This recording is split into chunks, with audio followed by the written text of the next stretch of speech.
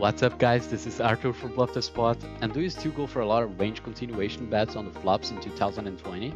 This is a topic you guys have been asking me quite a bit lately, so that's what we're going to cover today.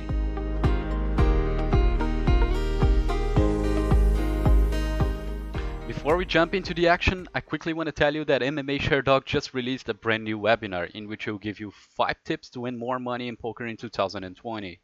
If you have any interest, there's a link down below in the description. It's entirely free, but only there for a limited amount of time. So grab your copy before it expires. Alright guys, so today we're going to talk a little bit about brain C betting on flops. There's a few things for us to consider before we jump into the action that I'm going to take a look at some theoretical points of views, and then we're going to take a look at some pile solver solution so we can maybe conclude something after this video. So I like to ask a few questions before deciding something like this, but the first question I'll ask you guys is, do you think there is still possible to make a lot of money with range C betting in position on late positions versus big blind in 2020? Do you feel like your population is already catching up on this strategy and they're playing better now against the 1/3? They're more aware of what the strategy should be against it? If the answer is yes, you're probably incorrect, especially at lower stakes. And we're going to take a look at why very soon.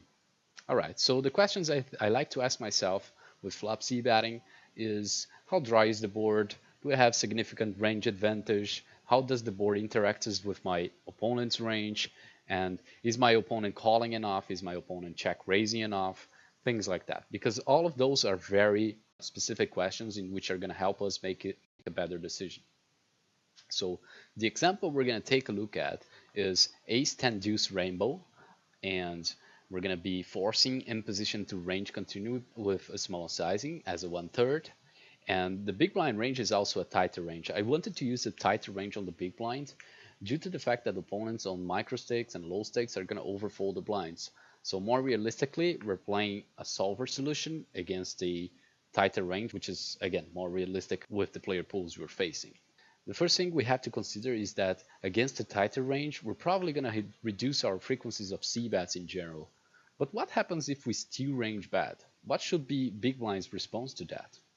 Okay, so let's take a look at it. Okay guys, so first of all here we have a solution in which I solve ace 10 deuce rainbow with a 1/3 full range bet. But to be fair, against this tight range that I put to the big blind defense, I think in position is going to C bet a lot less if we allow it to check. Even though it's going to be a high frequency C bet still, it's probably going to C bet a lot less than we expect. So in fact, we're C betting our entire range to simplify our strategy, and we have to be careful because against some opponents that are super nitty or something like this, you might not be able to C bet your entire range anymore. So that's important to acknowledge. But still, knowing that we should C bet on a lower frequency, but we're still forcing the range bet, what should be out of position response to that? And that's our main question to answer if we want to range bet or not, because that's going to make a significant change of EV for the future streets. So you're maybe making a small mistake by betting your entire range, but if your opponent makes a big mistake by under check raising or overfolding the flop, you're probably just gaining a lot of EV there and making a lot of money.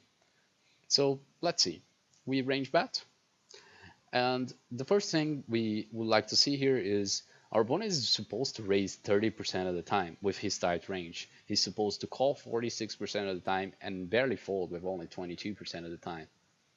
That means, first of all, very high aggression with check raising, barely folding, and a lot of calls. And what you want to be looking now at the solutions is there anything that my opponent is supposed to raise not happening in the game? So here we're going to see some combos of ace jack, hands like king jack, king queen, queen jack, all of this like gut shots and broadways. Probably people, yes, they will check raise at some frequency, but it's like they're going to check raise every time with ace jack here? Very unlikely, right? Especially those tight players, and expecting this guy to be overfolding pre-flop, he's also probably not going to be the guy who's going to check raise ace jack on the flop, or even like those broadways draws. Let's see, anything else that is a little bit off the charts? Hands like king jack offsuit, king queen offsuit 50% of the time. That's pretty unrealistic in my opinion from most of positions. And yeah, even hands like ace queen, people are probably just calling way too often, ace jack and stuff like that. Now let's go for something very unrealistic. People are definitely not doing enough. Hands like fives, fours, threes, right? Then like even 4-3 suited, 5-3 suited with backdoor flush draws. Even without the backdoor flush draw, it's getting check raised 100%. And it's a significant loss of EV, as you can see, like raising 5-3 of diamonds here has an EV of 25.07, while calling has only 22.62. So you're losing significant EV by not check raising. And then like very strange stuff like king 5 of spades or queen 4 of spades might be surprising to some people. Even hands like king 5, king 4, king 3.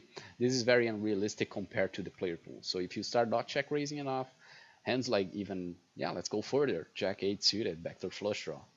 Things like this are definitely not getting check raised enough. Jack 9, queen 9, queen 8, low frequency of those, but still jack 10. Jack 10 is very unrealistic. People are definitely not check raising enough with the backdoor flush draws here. So all in all, I think we can probably just simplify and see bet our whole range. A good exercise is also node locking, reducing the frequencies of the check raises of hands that you don't think that are going to happen that often. And you reduce those frequencies and see how Bio is going to adapt, even with his c-bet range on the flop. Like let's say you're not full range betting, and now you reduce the frequencies. It's probably just going to c-bet range now, and so on. It happens on all the boards. You can use these example for all the boards and just analyze villain's calling range and check raising range and see if it's realistic. Now let's go for the calling range. Is there anything too crazy here? 10x's are probably just very standard calls, but hands like king 5, probably people are not even calling that too often. King 6 even. Yeah, I know we have backdoor flush draw here, but still probably people are not calling enough. King 7 backdoor flush draws. Mostly those king axis region, I think they're not calling enough for sure. Hands like king 9 even. Yeah, for sure. I think there's people even folding 3s and 4s here.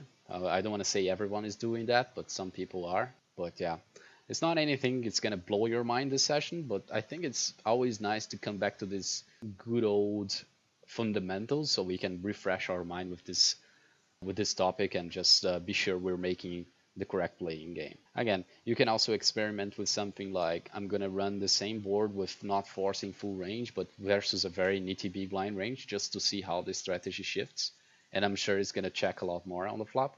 But again, then you can run for him to be under check raising, and then you see how it adapts. It can go at infinite times of studies and seeing how the solver adapts against different types of opponents. Of course, you have to be careful to not make the wrong assumptions, so keep as simple as possible and just try to understand the whole concept. Which here is definitely concluding that we can range bet very comfortably. And here, coming back to the questions that I asked, is this board dry enough?